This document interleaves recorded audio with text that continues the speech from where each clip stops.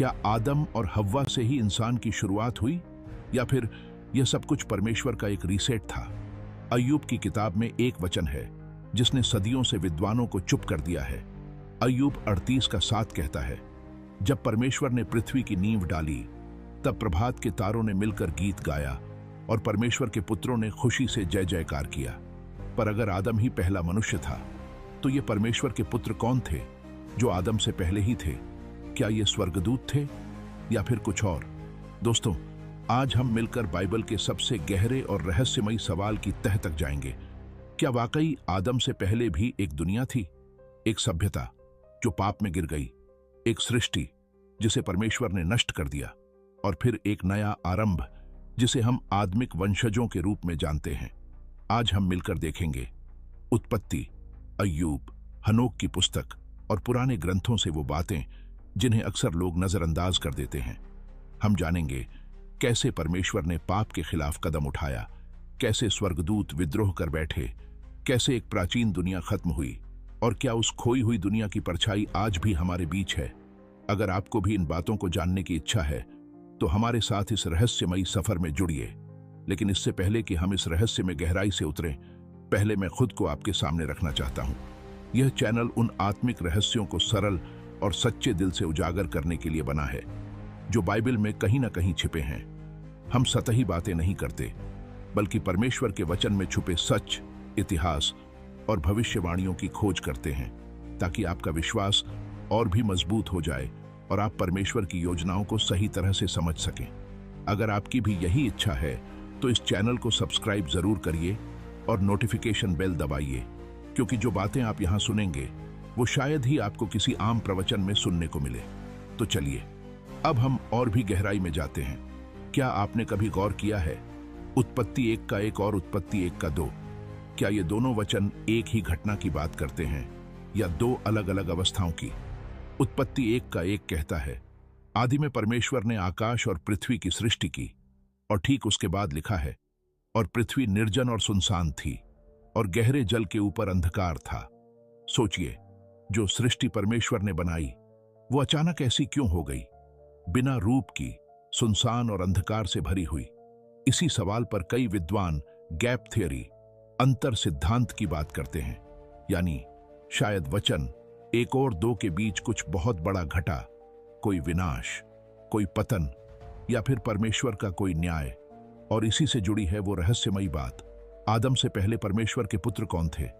अय्यूब 38:7 में साफ लिखा है, जब प्रभात के तारों ने मिलकर गीत गाया और परमेश्वर के सब पुत्र जय जयकार कर उठे। इसका मतलब पृथ्वी की नींव रखने से भी पहले कुछ ऐसे प्राणी थे जिन्हें परमेश्वर के पुत्र कहा गया। क्या ये स्वर्गदूत थे या फिर कुछ और? अक्सर इन्हें स्वर्गदूत ही माना जाता है, लेकिन क्या हो सकता है कि उनमें से कुछ का काम कुछ और रहा हो? क्या वे किसी प्राचीन सृष्टि के रखवाले, यानी कि प्रहरी थे? दोस्तों, प्राचीन यहूदी ग्रंथों में, खासतौर पर हनोक की पुस्तक में, ऐसे स्वर्गदूतों का जिक्र मिलता है जो स्वर्ग से पृथ्वी पर उतर आए थे। जब हम आदम से पहले के प्राणियों के अस्तित्व के बारे में सोचते हैं तो यह हमारी सोच को झकझोर देता है।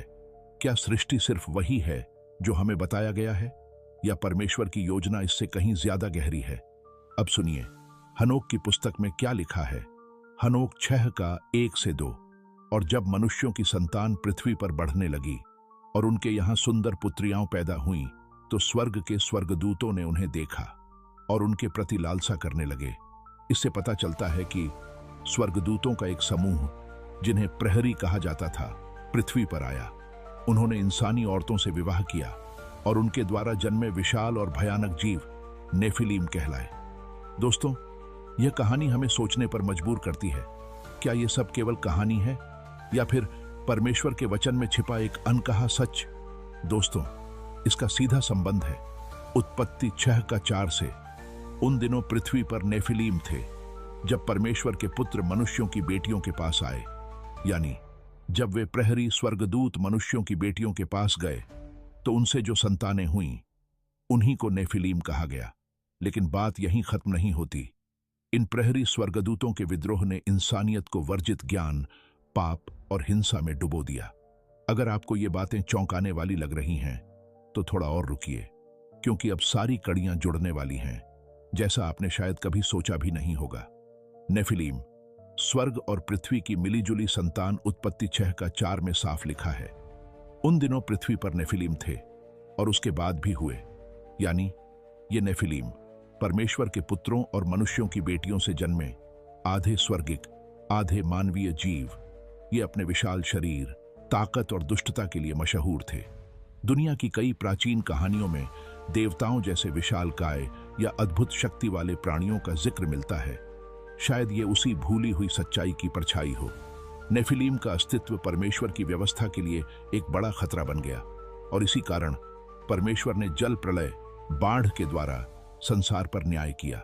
सोचिए, क्या जल प्रलय सिर्फ इंसान के पाप की सजा थी या फिर नेफिलीम के कारण आई विनाशकारी चेतावनी? उत्पत्ति